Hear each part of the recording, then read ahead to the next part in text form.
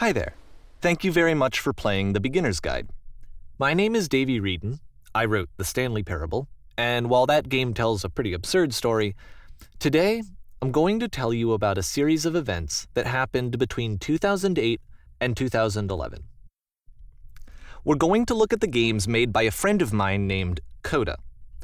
Now, these games mean a lot to me. I met Coda in early 2009 at a time when I was really struggling with some personal stuff, and his work pointed me in a very powerful direction. I found it to be a good reference point for the kinds of creative works that I wanted to make. So just to start you off, this is, I think, the first game he ever made. It's a level for Counter-Strike. You can walk around here, by the way. And mostly it's just Coda learning the basics of building a 3D environment. But what I like is that even though he starts from the simple aesthetic of a desert town, he then scatters these colorful abstract blobs and impossible floating crates around the level. And of course, it destroys the illusion that this actually is a desert town, and instead this level becomes a kind of calling card from its creator. It's like a reminder that this video game was constructed by a real person. And it kind of makes you wonder, what was going through his head as he was building this? This is what I like about all of Coda's games. I mean, not that they're all fascinating as games, but that they are all going to give us access to their creator.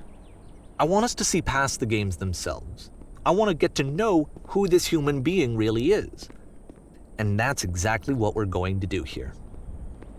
So, it's 2008, Coda starts making these games, and he never releases any of them. He doesn't put them onto the internet, he just makes them and then immediately abandons them, and they sit on his computer forever. And I think he really understood this image of himself as a recluse. At one point, he jokingly renamed his computer's recycling bin to Important Games Folder.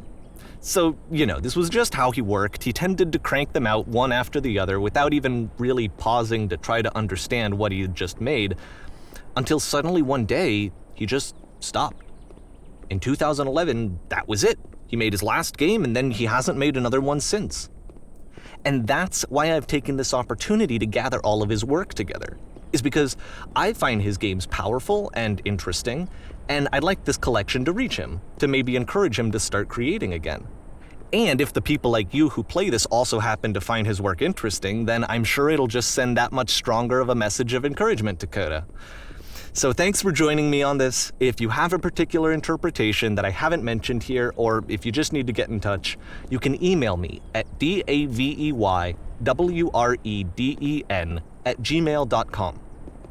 Okay, that's about it for introduction. Let's take a look at Coda's first proper game. As each game is loading, I'll show you the date that it was completed. This first one was made in November 2008.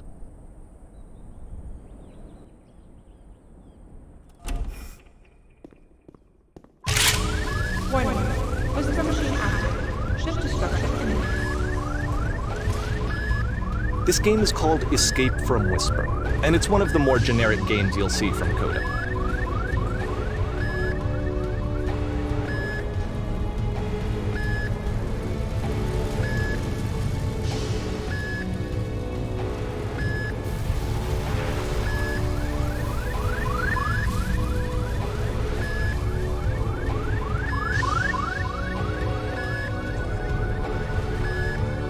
Security call breached.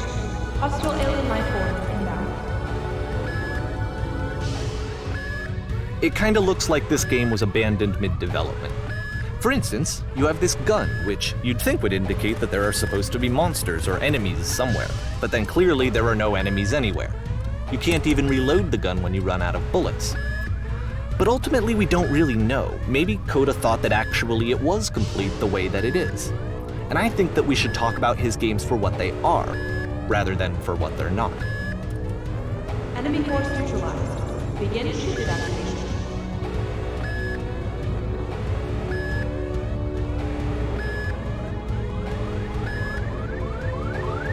I love how you can see the bottom of the universe from this room.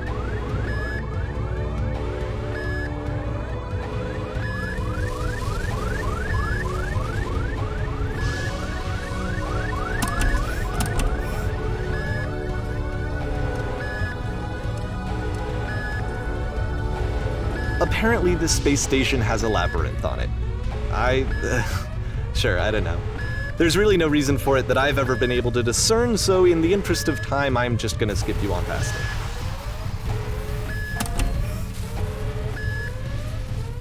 Okay, this is the part that's interesting. The game has this narrative about the whisper machine and how it has to be turned off, and then you get to the engine room. Hey, you there, in the engine room. You could save us all. That beam is powering the whisper machine. We could disrupt it by introducing a great enough heat signature. If your body could stop the beam.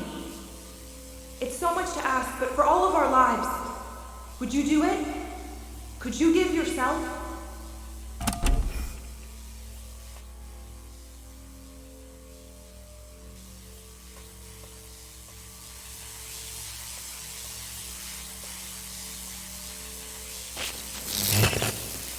Let me pause here for a second. What you just experienced, stepping into the beam and then dying, is probably what Coda had initially intended when he was developing this level.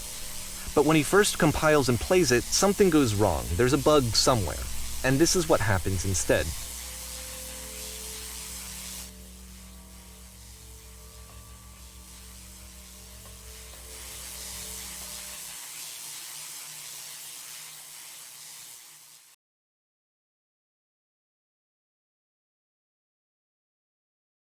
The beam causes you to start floating. And this is an important moment for him.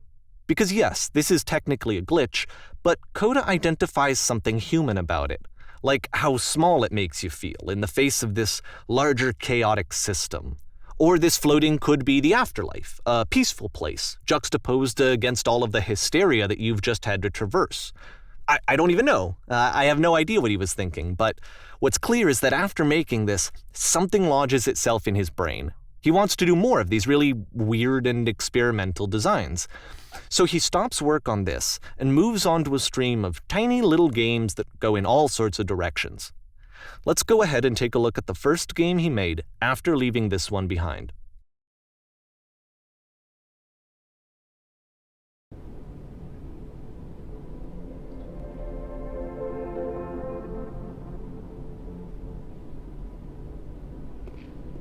Yup, in this game you can only walk backwards.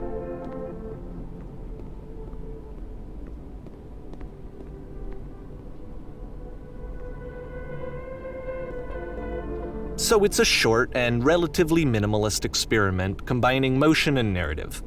It is less advanced than the previous game, but actually it seems to be more focused, more complete. Coda's trying to give it a unique voice rather than simply basing it on a pre-existing trope.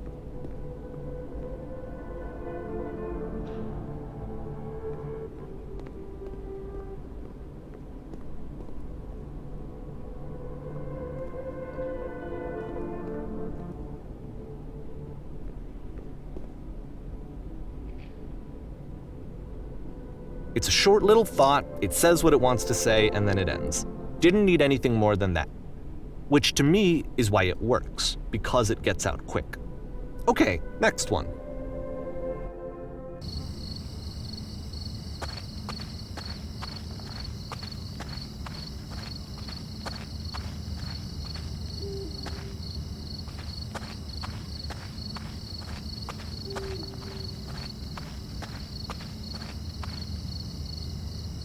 And that's it. Okay, the meaning of this game won't be clear just yet. Please be patient with me for a few more games and I promise you'll see what makes it interesting.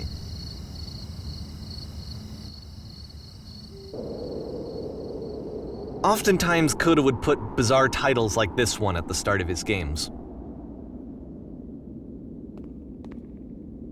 I wish I'd known him at the time that he was making these early games. He would really only talk to me about his work as he was making it. Once he stopped work on a game, that was it. It was dead to him. And I don't agree with that at all, but what are you gonna do?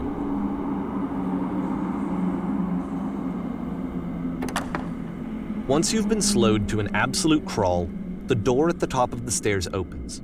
So why, if Coda's not showing these games to anyone, why bother opening the door at all? Well, to show you, I'm modifying the game here so that when you press enter, it'll bring you back up to full speed so you can enter the door for yourself.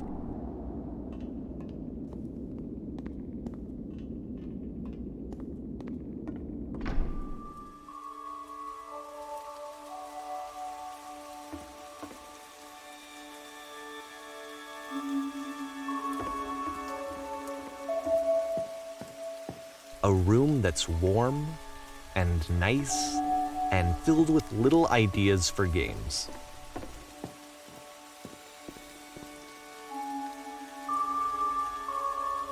Coda would often tell me that he didn't mind if people thought of him as cold or distant. He said that he knew that he was actually a vibrant and compassionate person, but that it takes time to really see that. It can be a very slow climb to get there.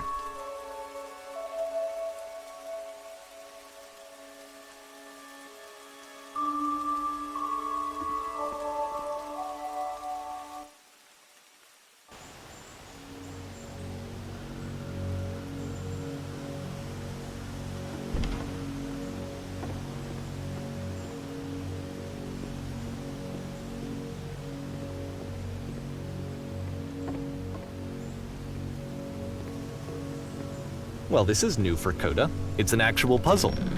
Go ahead and see if you can solve it.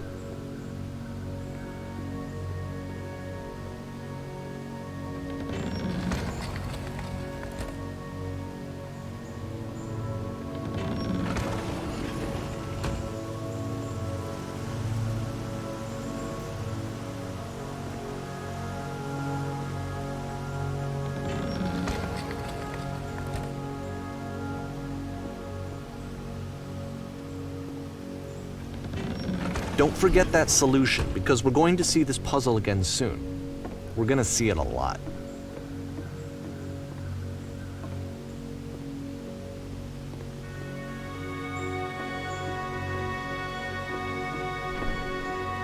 So that seems to be it, right? You walk down a corridor, you solve a puzzle, you get to the end. Simple enough. All right, now I'm going to modify the game again so that when you press enter, it'll remove all of the walls from this room.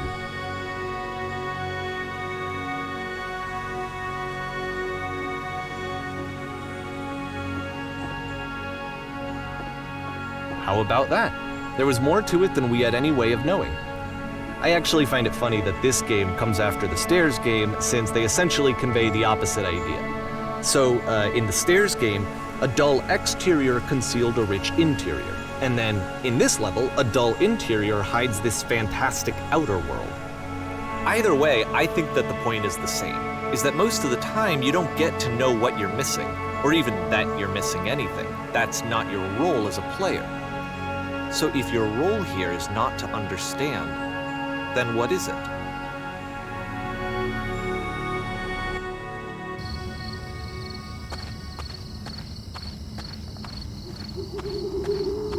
Aha! So this, combined with the entering game from earlier, tells us that Coda believes his games are connected somehow. It could even be that the Stairs game and the puzzle game are literally connected in between this and the entering game. There's a bigger picture that all of his games are meant to play a role in, some larger meaning that we won't be able to grasp until we've seen all of them. And once we have, we can step back and start to understand what exactly that bigger picture is.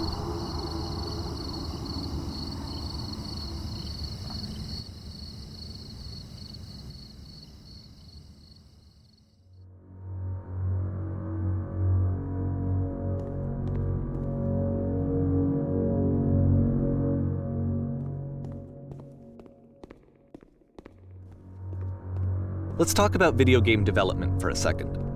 Every video game runs on what's called an engine, which determines what the game can and cannot do. So in other words, the engine is a set of tools for game development. To make all of these games, Coda is using an engine called Source. Like all engines, Source has certain things that it does well, and it has certain things that it does poorly. One of the things that it does very well is boxy linear corridors. That's why so many of Coda's games are set in these large, flat, empty rooms, is just because he's working with what the engine does well. The tools available to the creator shape what kinds of creative work they're going to end up making. You might consider paying attention to the architecture in Coda's games to notice how they seem to stem from an engine that's very good at producing linear, boxy corridors.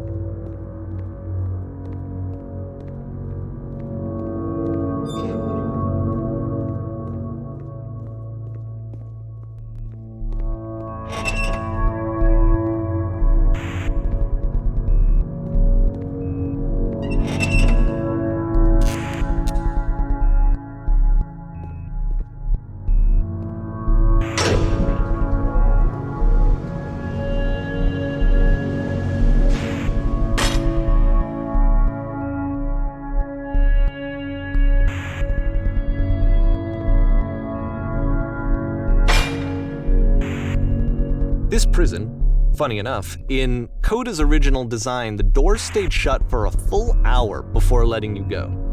If you don't mind, I think we're gonna skip that. This is something that he and I used to argue about a lot. You know, whether a game ought to actually be playable, whether it means anything if no one can get through it.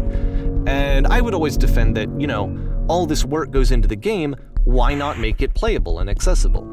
And so we just got into heated arguments over it, and there was one time that after one of these conversations, he went home, and a day or two later, he sent me a zip file entitled Playable Games that was full of hundreds of individual games, each of which was just an empty box that you walked around in and nothing else.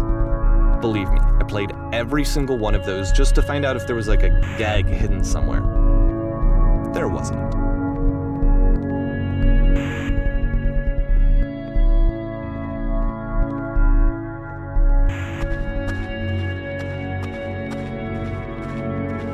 It's the puzzle again, with the exact same solution as the last time.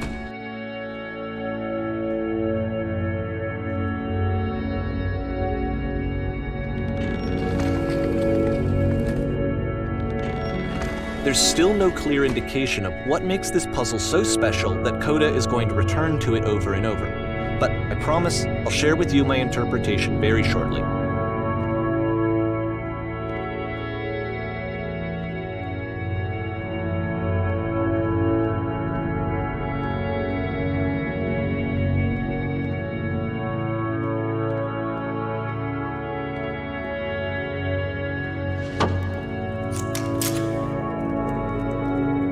Here, Coda begins using a kind of dialogue system that he fashioned out of the engine's chat capabilities.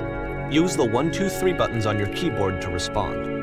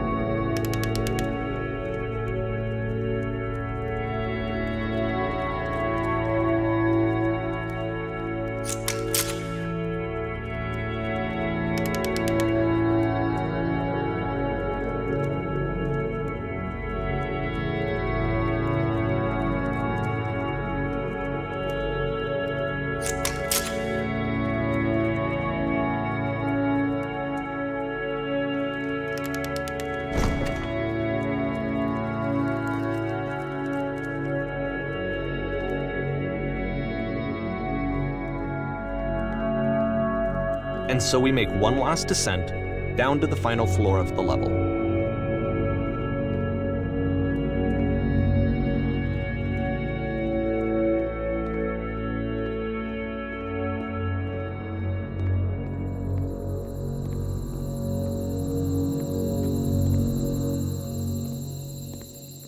It's a lamppost.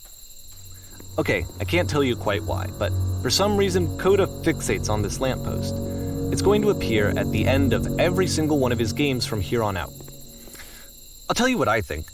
I think that up to this point, he's been making really strange and abstract games with no clear purpose, and maybe you can only float around in that headspace for so long.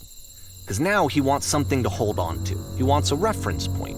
He wants the work to be leading to something. He wants a destination, which is what this lamppost is. It's a destination. We're going to see it in the work as well. His games are just going to become a lot more cohesive, a lot more fully developed, with more of a clear idea behind them. And as we go, that idea will get clearer and clearer and clearer.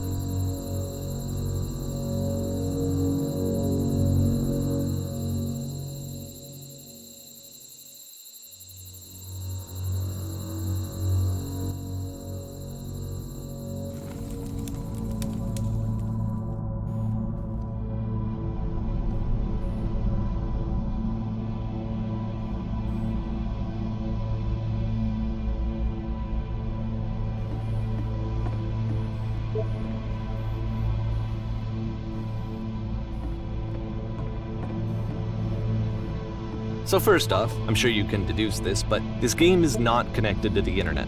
All of the notes that you're going to see have been written by Coda. This was actually the first game of his that I ever played. This was shortly after I met him at a weekend game jam in Sacramento, where I grew up. I saw him working on this very level, and it was just so different from anything that anyone else was doing. So right away I was like, I have to be friends with this person. In retrospect, I think I was probably a bit too pushy, trying to get his attention. I was over-enthusiastic. But he was very gracious about it and very patient with me. And I cooled off eventually. Oh, feel free to skip over any of these notes if they're not doing anything for you. Nothing extra is going to happen if you read all of them. Either way, to me they convey a sense of loneliness. I see this person who's filled with thoughts and feelings and beliefs and has no way to express them except as scattered and unheard voices in a game that wasn't meant to be played.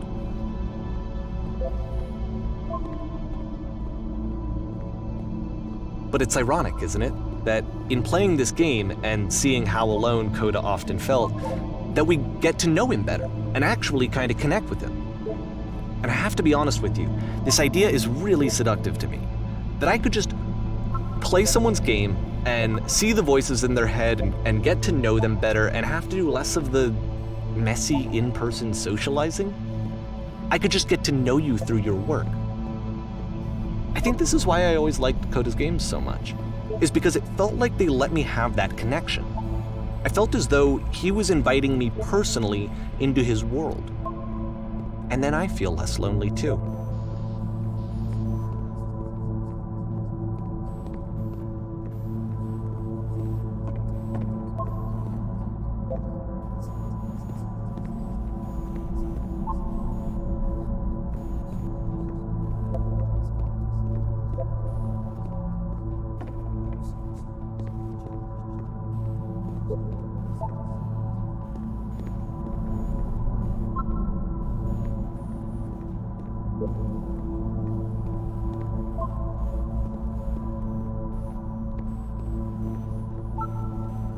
At the end of this level, we're going to see the puzzle again. And here, I'll tell you what I think the puzzle means. Each of these games represents an idea that was on Coda's mind at the time that he was making it. And the puzzle is a way of closing the door on a previous chapter of his life before moving on to the next one. In each of his games, after exploring a theme that, he might find difficult, Coda can then place this puzzle that he knows has a reliable solution. He understands exactly how it works, and so it gives him a simple mechanism for moving on. And because there's this dark area between the doors, a space between spaces, before you move on, you get to pause. Just for a moment, a few seconds to reflect on and let go of the events that led you here, to step back and connect the pieces together, to grasp at that elusive bigger picture.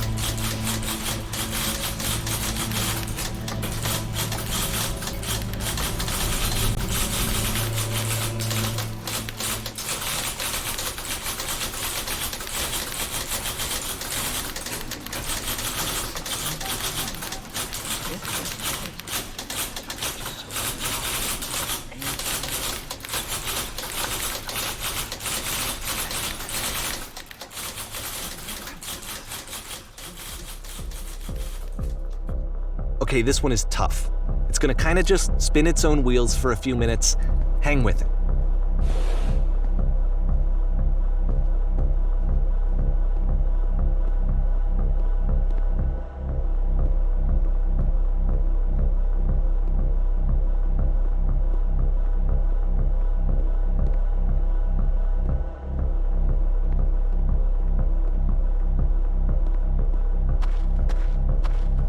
See, this is it. The whole game. And there's nothing that's particularly interesting about it. You just walk to the end of a hallway. Except, for some reason, Coda gets really fixated on this prison that has all of this modern furniture. And I don't know why, but he decides he needs to revisit this prison. He's gonna start over, use the same assets, turn it into something else. Okay, cool. Here's version 2.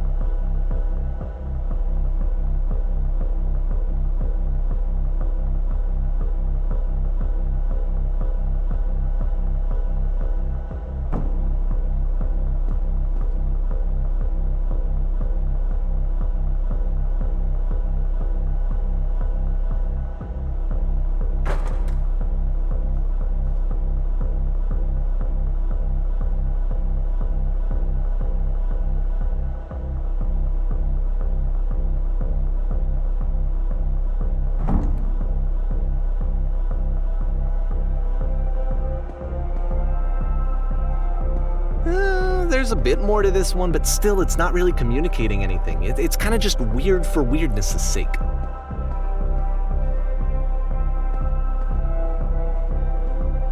So okay, he throws it out and starts over. This time he comes at the prison idea from a different direction.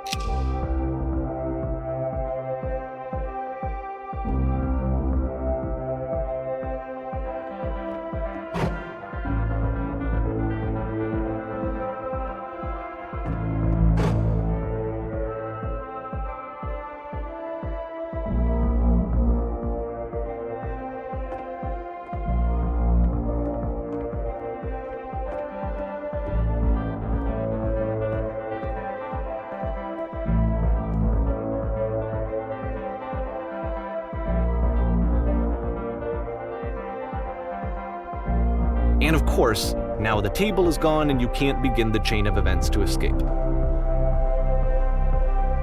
Here's a version where there are no bars, but you can't actually get to the well. And then a version where the inside of the prison is the outside and the outside is the inside. Let me just blink you real quick through a few more of these. I mean, he really unloaded on this prison idea. There's nearly a dozen of them. Personally, I think it's awful to watch this, to see a person basically unraveling through their work. And for what? At what point do you just go, maybe there are game ideas other than this prison that I could be working on? But Coda doesn't have that voice telling you to stop, that particular mechanism of defense against yourself. Without it, you just spiral. And so he keeps going and going and going and going and going, and then he hits on something. And he likes it. And that's it. He's done. He stops making prisons. This is the very last version of the prison game that he created, and the reason I think it works is that the prison is not actually in it.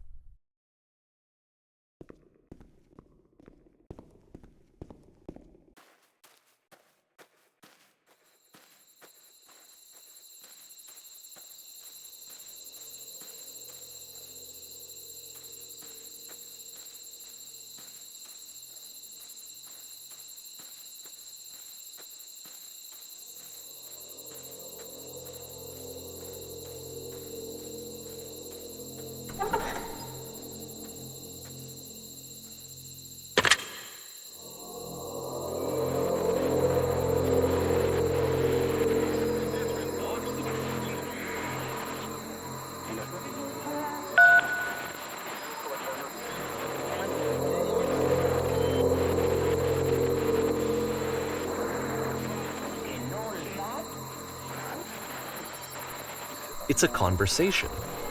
And so this is what Coda wants, is to be able to talk to someone, to share what's on his mind, and to get some good advice from someone who knows.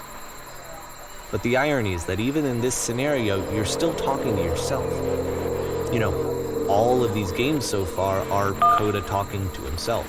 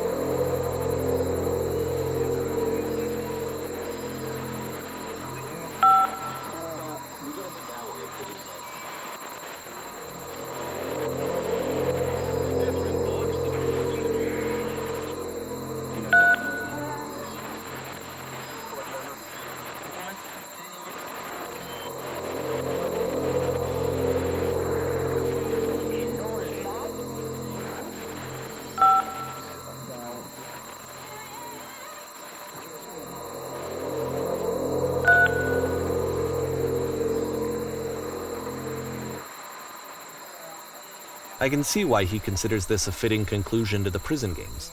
After all of the obsession and frustration, just to be told by someone you can trust that things are going to be okay.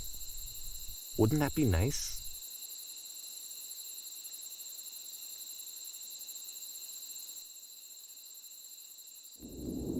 So what would it look like if Coda wanted to make a game about talking to someone other than himself?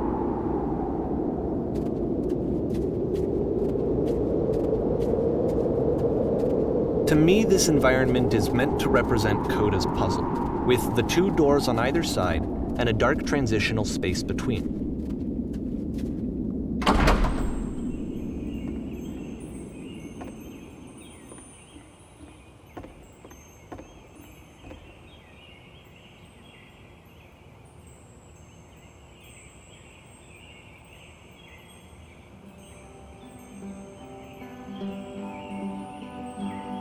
You'll notice that the quality of the art is a step up from previous games, including this new and improved chat system, which he started using from this point on. From here on out, he begins putting much more effort into the visual polish of his work, and this particular game took 2 months to create as a result.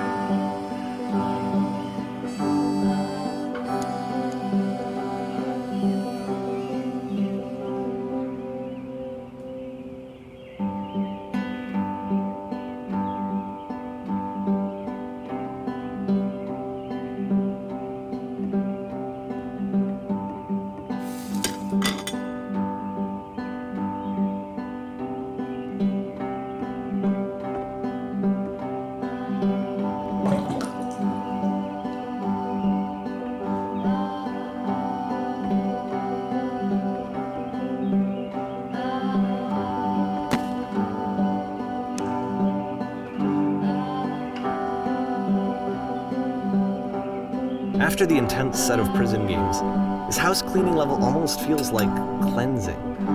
It's the moment after a particularly difficult or traumatic experience where you just need to let it sit and digest inside of you, and eventually cohere into something meaningful.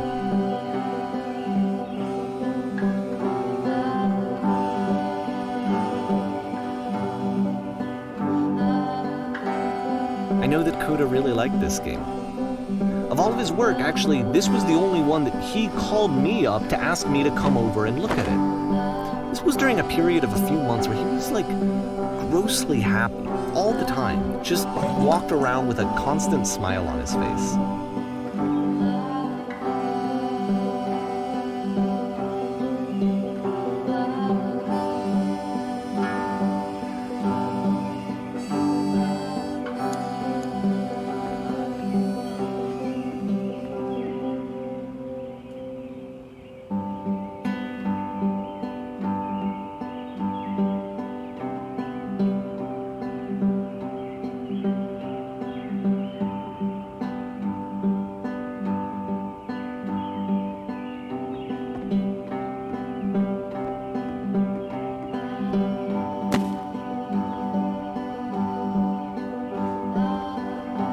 I'm glad he made this. I'm glad he found some peace.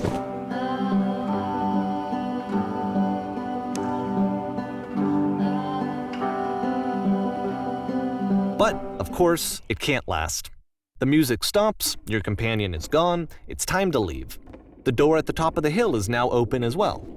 Again, you can't stay in the dark space for too long. You just can't. You have to keep moving. It's how you stay alive.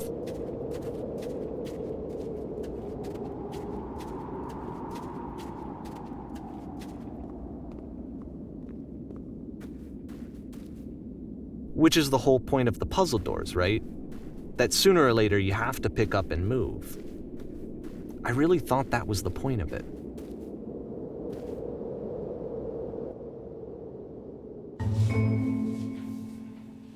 This one gets a bit goofy.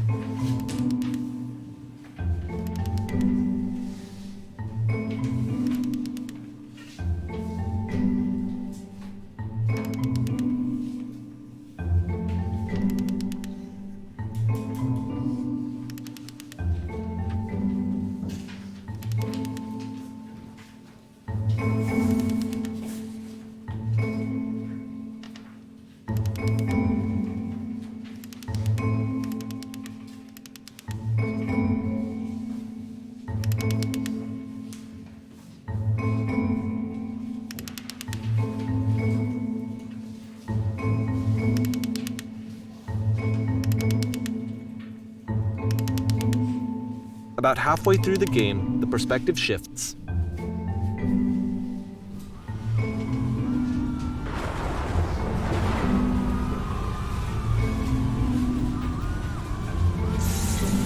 And you play as the teacher. And suddenly, you discover that your teacher is just as bigoted and afraid as you are. Oh, and also you can move around the classroom now.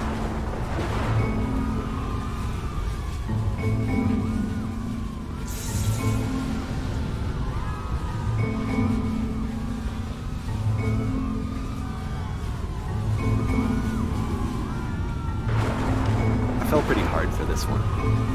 I feel like it's one of the most relatable experiences that you can have. To assume that some other person is perfect and totally fulfilled in every way, and completely miss all of the little flaws that make them painfully human. I think about this game a lot these days.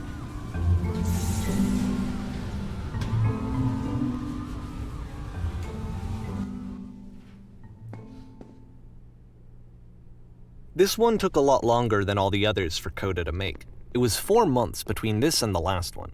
That's twice as long as it took him to make any other game before this, and it's not like it's particularly complex, so I remember I found that a little strange at the time.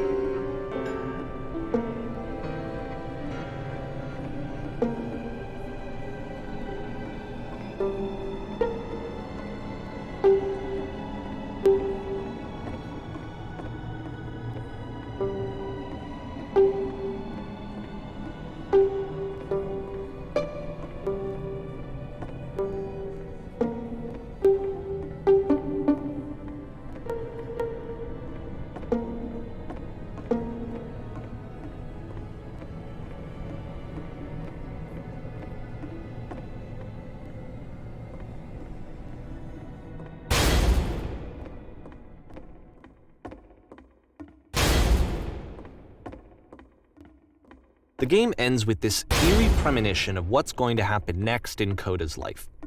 The solution to social anxiety, to fears of having to perform and having to chase success, the answer for Coda is to withdraw, to hide himself away. Which is what leads to scenarios like the stairs that slowed you down several games ago, where it just becomes harder and harder to access Coda's inner landscape because he keeps retreating. He just keeps backing away from possible connections to anyone other than himself. And to be honest, I didn't consider it very healthy when I first played this game. It looked to me like he was trying to justify the idea of just disconnecting yourself from the world. And that wasn't what I wanted for him or for his games. Because I feel like a lot of his games are inviting me to connect with this person, to bring him closer. But what can you do? After this, Coda went off and took another 5 months to make a new game.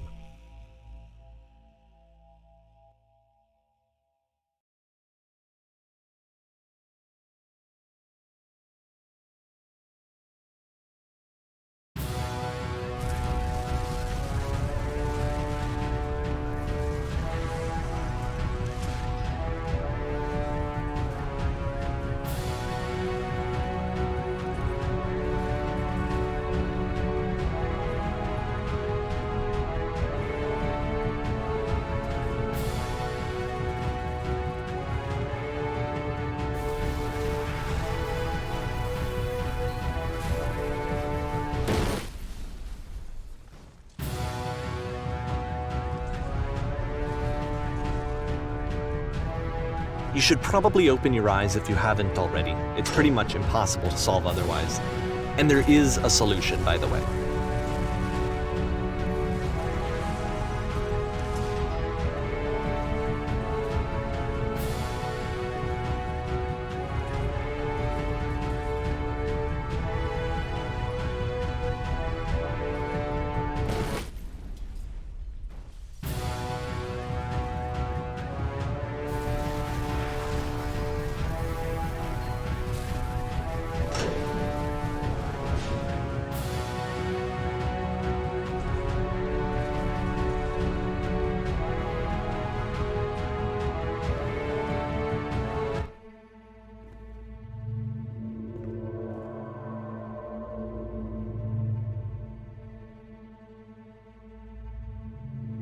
Like I said, I was getting concerned.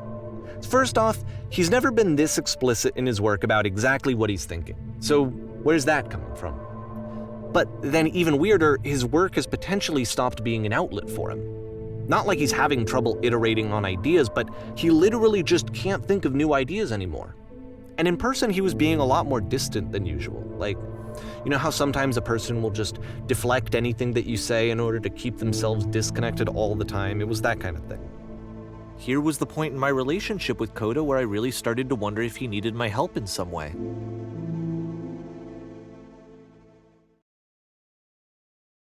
His games are going to get more desperate from here on out.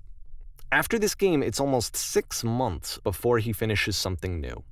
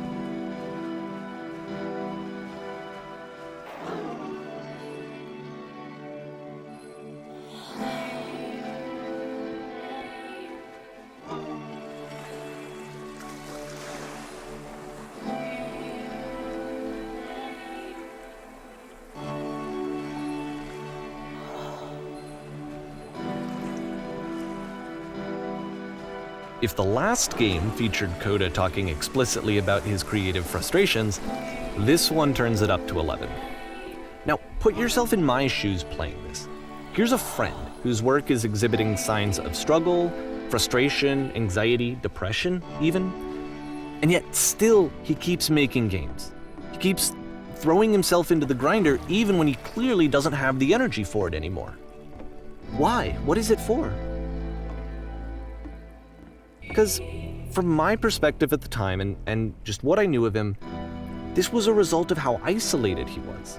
He was in his own little bubble, just sitting at his computer all day, not really showing these games to anyone, not releasing them onto the internet, and so he didn't have anyone outside of himself to connect with. He had no outlet to ground himself on.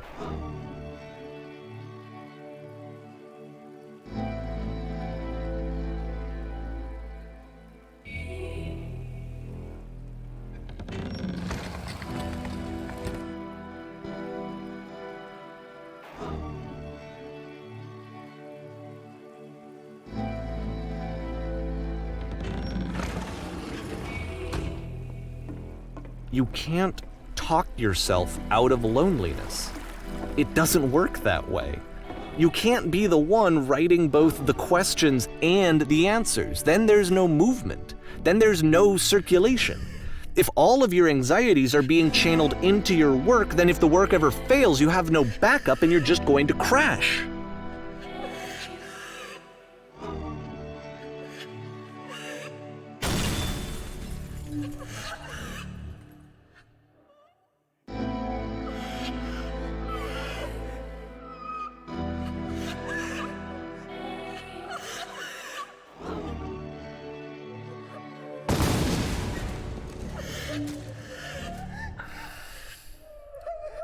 Seeing this game at the time that he made it, it looked really unhealthy to me. I was watching him do this to himself, and I hated it. I hated seeing him so trapped. It's like, video games are not worth this amount of suffering. This is someone I really cared about, and I used to get so much joy out of seeing him create. For him to suddenly become angry and frustrated like this, it was the worst thing for me. I don't know. This is what I felt at the time. I don't know how else to explain it. I wanted it to stop more than anything. I had never felt so rotten. I needed more than I had ever needed anything for this to stop. But it didn't stop. After finishing this one, Coda takes another 7 months and comes up with a new game.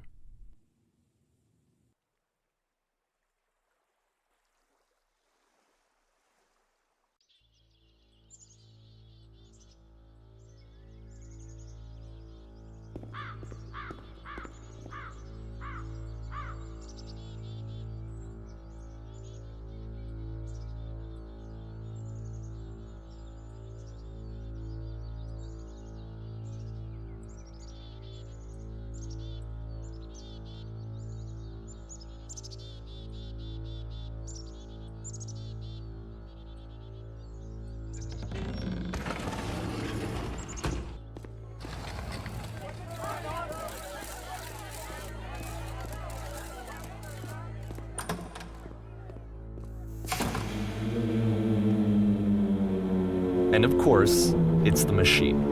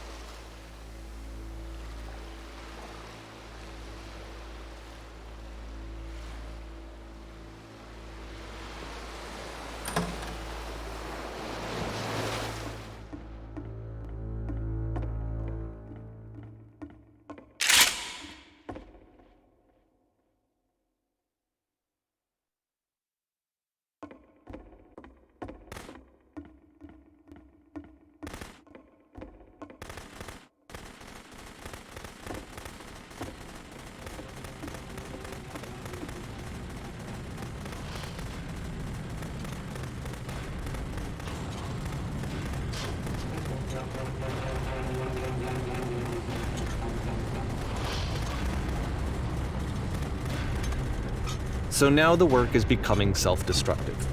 And I'll tell you, at the time that I first played this game, shortly after he made it, here's what I'm thinking to myself. I'm thinking that code is stuck in his own head, and that it's having a very negative effect on him, and that all he needs to do is just start showing his work to people, to get some actual feedback on his games. It might get him out of isolation. And so, as I'm thinking this, I realize that I could be the one to initiate it. Because it would never occur to Coda to start actively soliciting feedback, so what if I did it for it? If he could see the difference it would make to have more actual conversations with other human beings, would that bring him out of his mental spiral? Would it give him confidence in himself? Would it bring meaning back into his work?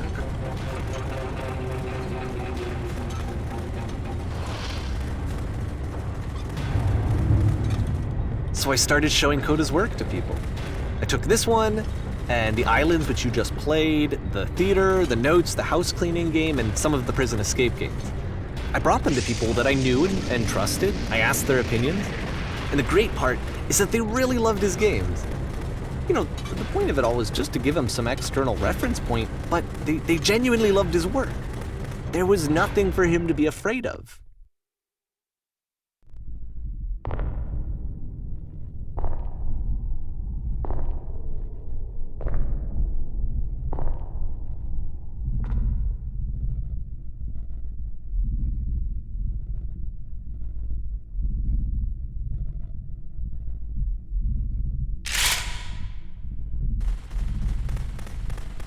Can you see why I felt like this was the right thing to do? Because it's the thing that I always feel like I need, to be told that my work is good, that I am good. When someone really connects with a thing that I've made, when they see themselves purely in my work, there's nothing that feels better. And I got to give that very same feeling to my friend. I did something, I really felt like I'd done something good, like I was a good person. I felt like there was a friend who was in trouble and was unhappy and maybe didn't like themselves, and I could fix it. If I could give him this gift, maybe I could fix the problem. When they told me how much they enjoyed his games, it was the best feeling. It was the absolute best feeling. It made me feel so happy, so beautifully, beautifully happy.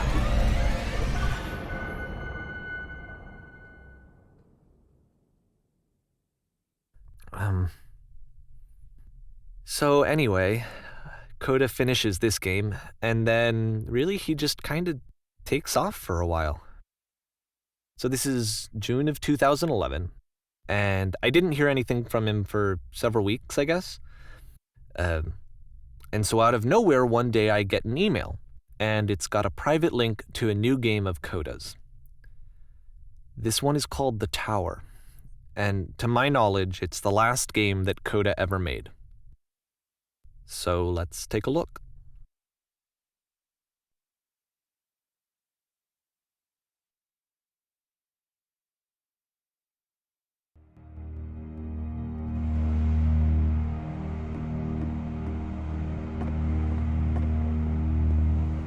And this is where I have trouble saying anything meaningful about Coda's work.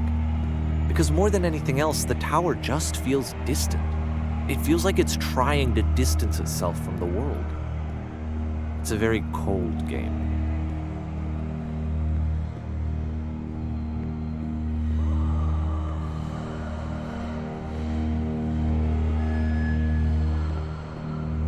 This room actually has a maze in it. Except that all the walls of the maze are invisible. And then every time you touch one of the walls, there's this awful flashing and noise, so the experience is really miserable. The game goes beyond not being meant to be played, it actually seems to despise the player for trying to play it at all. But I do want to show you the rest of the levels, so when you're ready to continue, press enter and I'll put a bridge over the maze.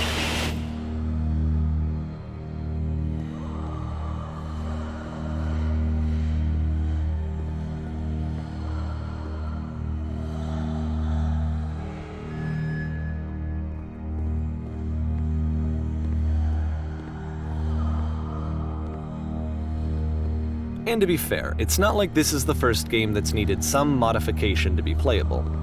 Like the house cleaning game. That one used to actually loop the cleaning chores and you just cleaned a house forever. I had to cut it off so that you could exit the house and the game would actually end. But that game had an idea that it was actually trying to communicate. What's the deeper idea behind the invisible maze? The only way past this challenge is to randomly guess the 6-digit code. Like the invisible maze, it's frustrating to me because it's the opposite of everything else that Coda has made. It doesn't encourage thought or engagement. It doesn't ask anything of me except a lot of my time. If I could have reached him during this time, then maybe I could have asked him, but I couldn't. I still don't really understand why this is here. I'll put the code on the ground for you here, though, so that we can move on.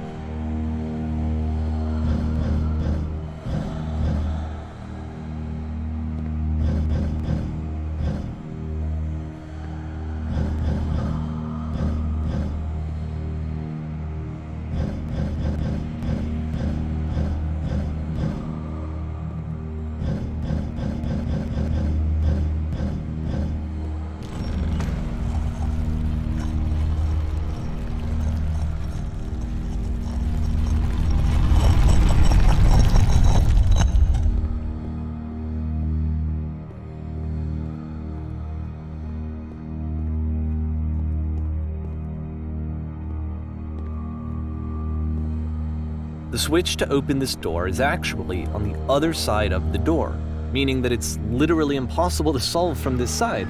So even if you somehow brute forced your way through the first 2 challenges and you got to this point, there's actually just no way to progress. And it's scary for me, the idea of Coda cutting himself off entirely, just saying, that's it, that's the end of the conversation, not giving me any way to fix the problem. I feel like a failure, I guess, when I can't fix the problem. But I can open this door for you, so let me do that. Was I a failure for not understanding this game? I don't know why I would be. It's not like everything needs to have a solution, but I feel it somehow. I feel like I failed, and I don't understand why. I remember, it's June of 2011. I'm playing this for the very first time. And as I'm playing, I'm thinking to myself, I don't know this person. I have no idea who this person is. It wasn't the guy I knew, it wasn't my friend. I had come to so many conclusions from looking at all of his work up to this point, and then suddenly none of them... I had been trying to, though. That was the thing. For years I was trying to get to know him, to understand who he actually was and what he stood for. I asked him so many times to please just tell me what his games mean to him. I asked him please to tell me what the 3 dots mean. And he wouldn't.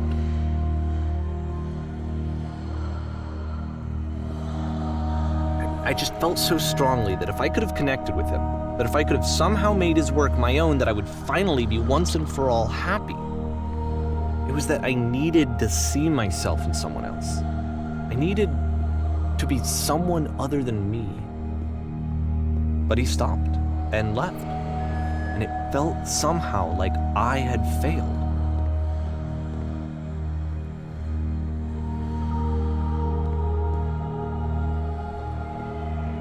Where did I screw up?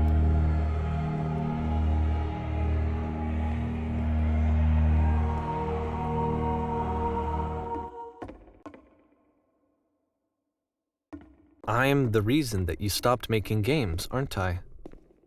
It's because of what I did. I poisoned it for you. I don't think I ever told you this, but when I took your work and I was showing it to people, it actually felt... it felt as though I were responsible for something important and valuable. And the people who played them, they treated me like I was important. They really listened and cared about what I had to say. Even though I was showing your work, I felt good about myself. Finally, for a moment, while I had that, I liked myself.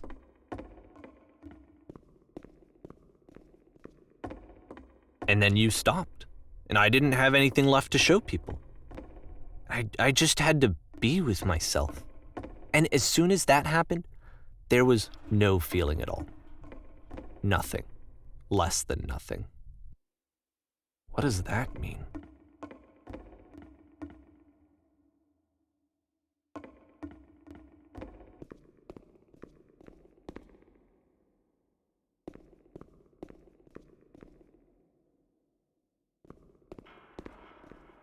I'm afraid that I did something really stupid because I don't like myself.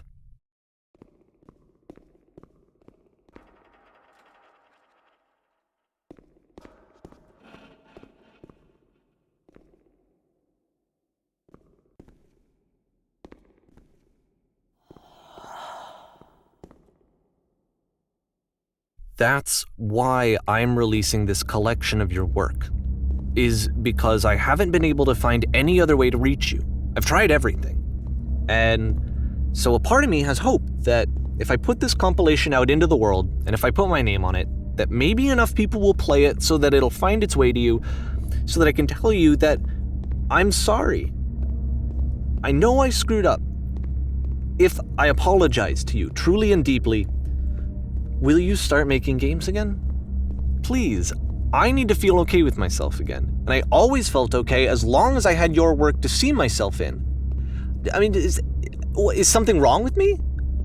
Because I know that I did an awful thing, and I'm doing it again right now. Like, I'm showing people your work, but I can't stop myself from doing it. That's how badly I need to feel something again, like I'm an addict. There has to be something wrong with me. Can I apologize? What if I tell you I was wrong? Will that work? Will that fix it? I don't know. I don't think it will, but there's nothing else that I can do. Just tell me what you want. I'm sorry. I'm sorry. Please, start making games again. Please help me. Please give me some of whatever it is that makes you complete. I want whatever that wholeness is that you just summoned out of nothing and you put into your work. You were complete in some way that I never was. And I want to know I want to know how to be a good person. I want to know how not to hate myself. Please. I'm fading, and all I want is to know that I'm going to be okay.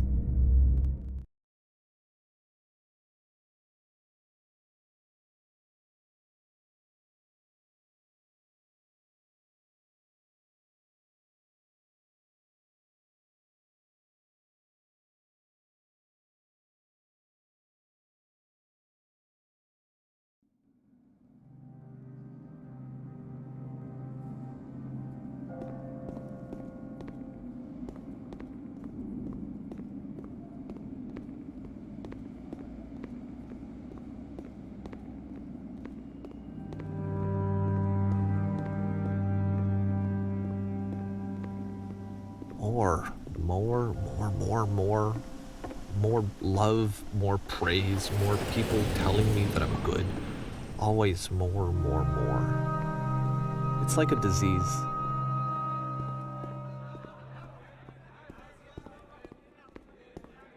Solution.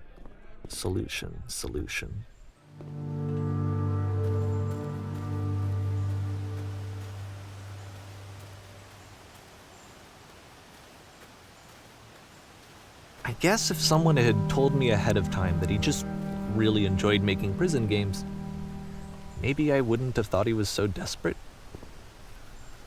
I wouldn't have told so many people that he was depressed. Maybe he just likes making prisons.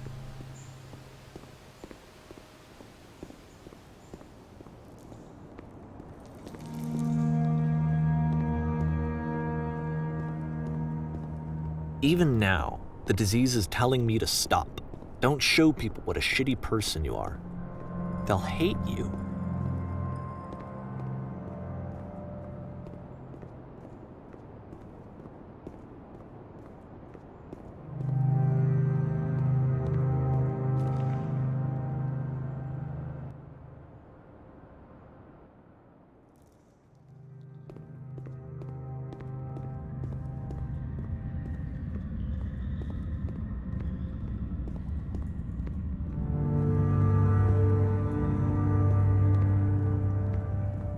If I knew that my life depended on finding something to be driven by other than validation, what would that even be?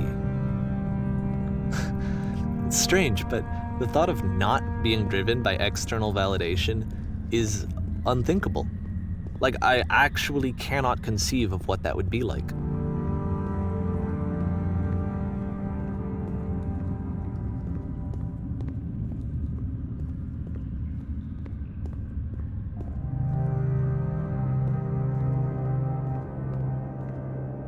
What now?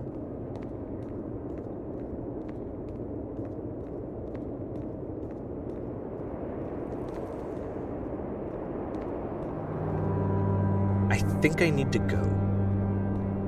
And I'm sorry, because I know that I said that I would be here and I would walk you through this, but I'm starting to feel like I have a lot of work to do. I have a lot that I need to make up for, and so I'm just gonna... Okay.